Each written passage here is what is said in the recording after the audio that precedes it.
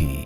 మనం బాగా గుర్తించాల్సినటువంటి ప్రధానమైన అంశం, ఈ పంచభూతాలు నా శరీరానికి ఎలా అయితే కారణాలో బయట సమస్తము అదే ఉంది. ఇప్పుడు నా చర్మానికి బయట ఉండేది గాలి, ఆకాశం, అగ్ని, టెంపరేచర్ ఉంది. ఇప్పుడు ఈ అట్మాస్ఫియర్లో మనం బయట తిరుగుతుంటే తేమ ఉంది, అంటే ఒక రకమైనటువంటి జలతత్వము ఉంది. అలాగనే గుర్తుపెట్టుకోండి, అక్కడ ఉష్ణము ఉంది, అంటే వేడి, అంటే అగ్ని యొక్క తత్వము ఉంది. అలాగనే గాలి, ఈ రెండింటినీ మనకు తగిలిస్తూ చూపిస్తున్నటువంటి ఆ స్పర్శ కలిగించేటువంటి గాలి ఉంది.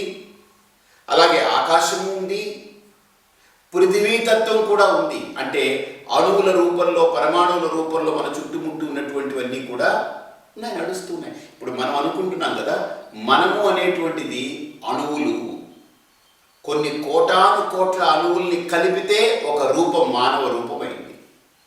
We are nothing but cellular organism. మనం కణాలు, ఆ సెల్ అనేటువంటి కణాల యొక్క కూడికలే ఒక మనిషి. బాగా గమనించండి. అలాగే అలాంటి కణములే, అలాంటి ఎన్నో అణువులు, పరమాణువులు ఇలాగ ఈ మొత్తం చుట్టుముట్టున్నాయి.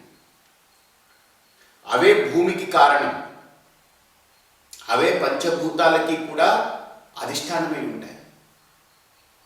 మనం బాగా గమనిస్తే పంచభూతాలు మన శరీరమే కాదు, మన శరీరం చుట్టూతా సమస్త శరీరాల్లోనూ అంతటా కూడా ఆ పంచభూతాలే కనపడతాయి.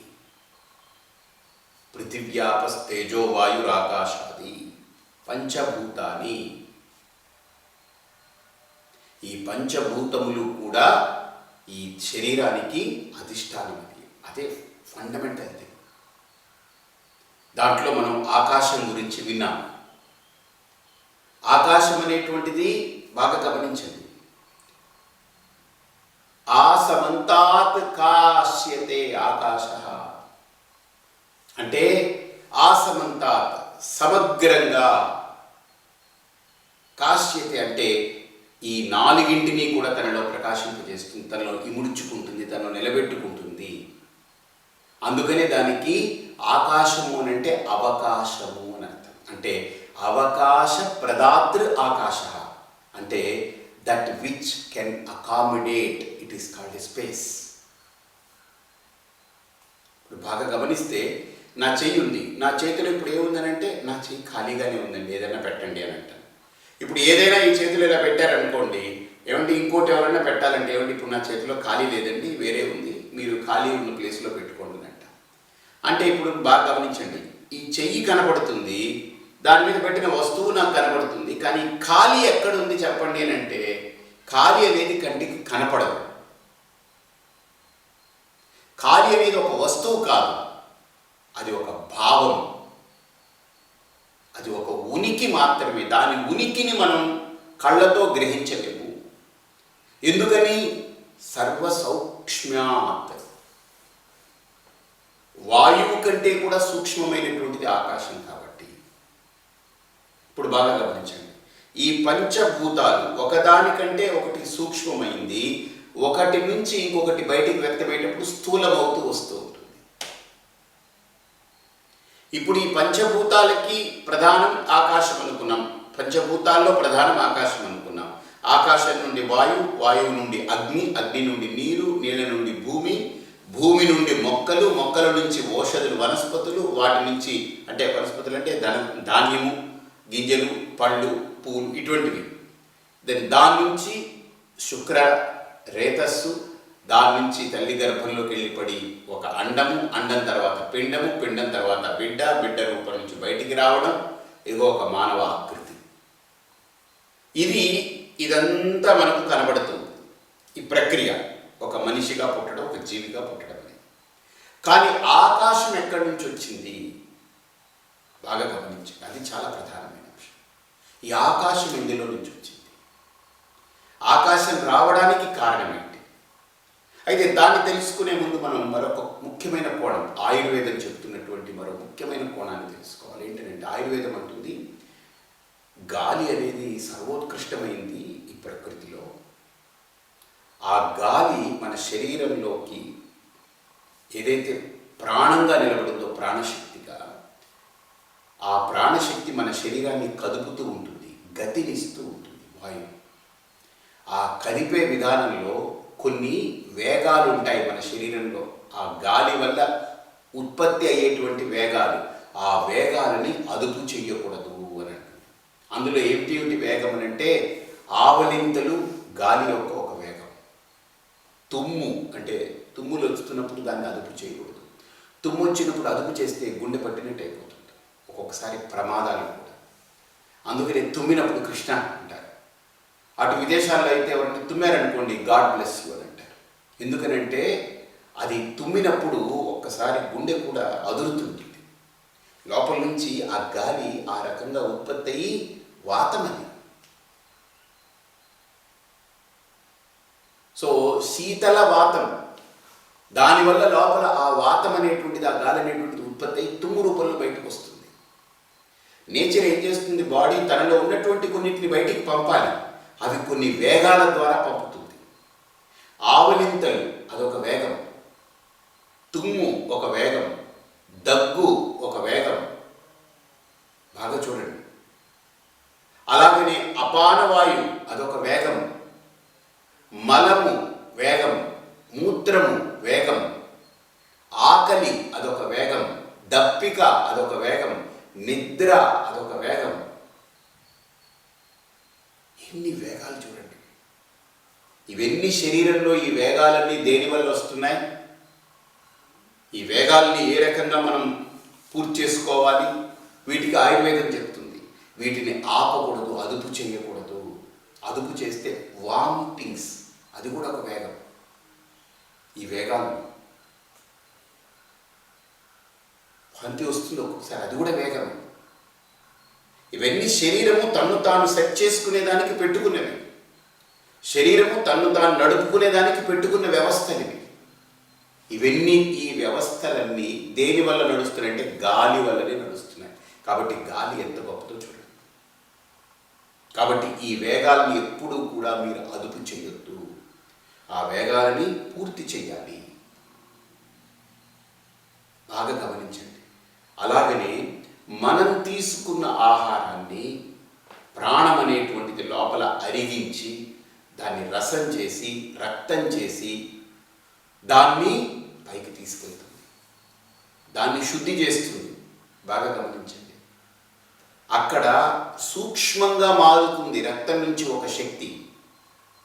అలాగనే రక్తం అనేటువంటిది స్థూలంగా తయారవుతుంది. సూక్ష్మంగా మారినటువంటి ఆ రక్తమే సూక్ష్మశక్తి, రక్తంలోని సూక్ష్మశక్తి మనస్సుగా, మన ఆలోచనలుగా తయారవుతూ ఉంటాయి. స్థూలంగా మారినటువంటి రక్తమే మన శరీరంగా, మన శరీరానికి కావాల్సిన శక్తిని అంతా ఇస్తుంది, భౌతిక దేహానికి, స్థూల దేహానికి. కాబట్టి ఎప్పుడైతే ఆ రక్తంలో నుంచి ఆ సూక్ష్మమైన శక్తి మారుతుందో, ఆ మారినటువంటి ఆ శక్తిలో ఉన్నటువంటి కల్మషాలు లేకపోతే కల్తీలు ఇవన్నీ ఏవైతే ఉంటాయో అవన్నీ లోపల మనస్సుని ప్రభావితం చేస్తాయి ఖచ్చితంగా. అందుకనే మనిషి యొక్క ఆలోచన, దృక్పథం ఇవన్నీ వేరువేరుగా ఉంటాయి. ఒక మనిషి కంటే ఇంకొక మనిషి భిన్నంగా ప్రవర్తిస్తాడు. ఎందుకు అని అంటే భిన్నత్వం ఉంది కాబట్టి. మనుషులంతా ఒకటే అనేటువంటి జనరిక్ స్టేట్మెంట్ అనేది it is false. It cannot be one. They can never be one. అందుకే ఒక మనిషి ఇంకో మనిషి కంటే భిన్నుడని చెప్పడానికి చాలా సూక్ష్మంగా మన వేలుముద్రలు పెట్టారు. నా వేలుముద్ర మీ వేలుముద్రలాగా ఉండదు. ఒకవేళ మీరు నాది దాన్ని చెయ్యాలి అనుకుంటే, నా వేలుముద్రతోటి మీరు ఏదైనా చెయ్యాలనుకుని సాధించాలనుకుంటే దాని అచ్చు తీసుకుని దాంతో రకరకాలు చేస్తూ ఉంటారు బయట మ్యానిపులేటర్స్.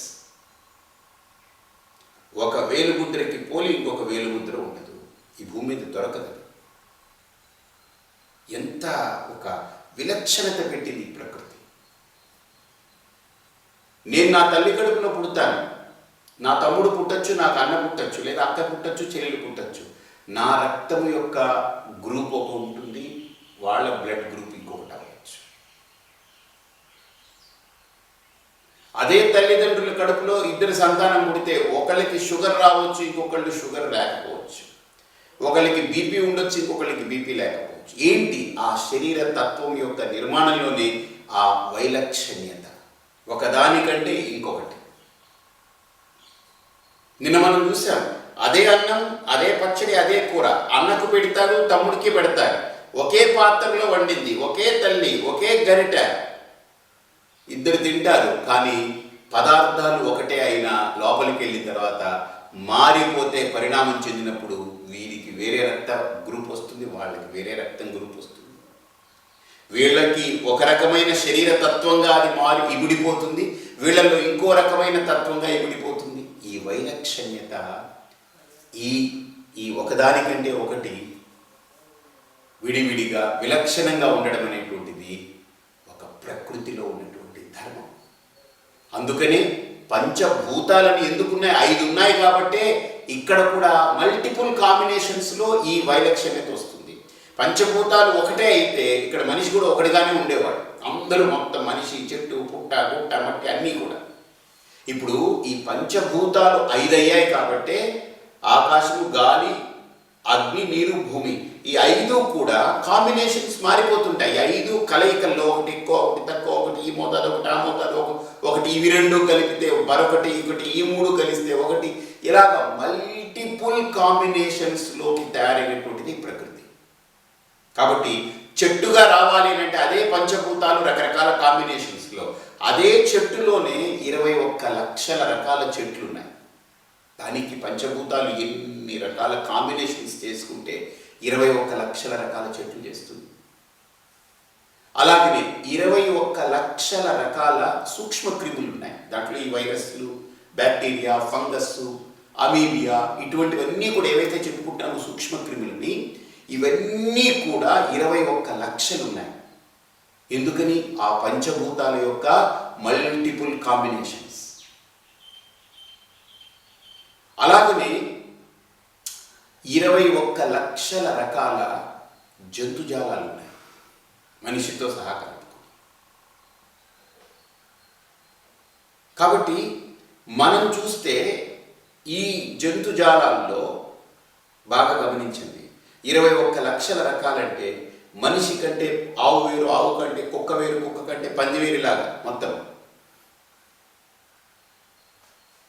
ఇక అండజం అంటే గుడ్డు నుంచి పగిలి బయటకు వచ్చే ఉంటాయి, అవి చూస్తే అసలు పక్షి జాతుల్లో అంటే గుడ్డు నుంచి వచ్చినటువంటి వాటిల్లో అసలు మనం గమనిస్తే 21 లక్షల రకాలు. ఇలా 84 లక్షల రకాల జీవరాశులు ఈ భూమి మీద ఉన్నాయి. 84 లక్షల రకాలు అని అంటే దాంట్లో ఈ పంచభూతాలు ఎన్ని కాంబినేషన్లు అయితే 5, ఎన్ని రకాల మార్పులు, చేర్పులు, దీంట్లో దాంట్లో దాంట్లో దీంట్లో అలాగ కలిసిపోతే ఇన్ని లక్షల రకాలు వస్తాయి. అందులో మళ్ళీ ఒక్కొక్క దాంట్లో కొన్ని లక్షలు, కోట్లు సంఖ్యలు ఉంటాయి. ఇప్పుడు మనుషులే ఉన్నారనుకుందాం, 84 లక్షల్లో వీడొకడు. వీడు ఇప్పుడు భూమి మీద 900 కోట్ల మంది, సుమారుగా 1000 కోట్లకి చేరువైపోయామని అంటున్నారు. వాడు 1000 కోట్ల మంది జనాభా ఈ భూమి మీద ఉన్నారనేటువంటిది మామూలుగా జనాభా ప్రాతిపదిక లెక్కలు, సుమారు అంచనా. ఇలాగా ఇంకా 83,99,999 రకాలలో ఒక్కొక్క దాంట్లో కొన్ని కోటాను కోట్లు. మరి ఈ ప్రకృతి ఎంత గొప్పది, ఎంత గొప్ప ప్రకృతి అని. ఇవి జీవరాశులు. ఇవి కాకుండా జడ పదార్థాలు, స్థావరాలు, లైక్ కొండలు, గుట్టలు, వాగులు, వంకలు, రాళ్ళు, రెప్పలు, అవి ఇవి అన్ని చూస్తే ఇందుకు. ఇవన్నిటికీ కారణం ఈ పంచభూతాల వెనక ఏదో ఒకటి ఉంది. ఆ ఒకటి ఏమిటి, దానికి ఏమిటి కారణం, అది ఎలాంటిది, దాని గురించి రేపు తెలుసుకుందాం. స్వస్తి.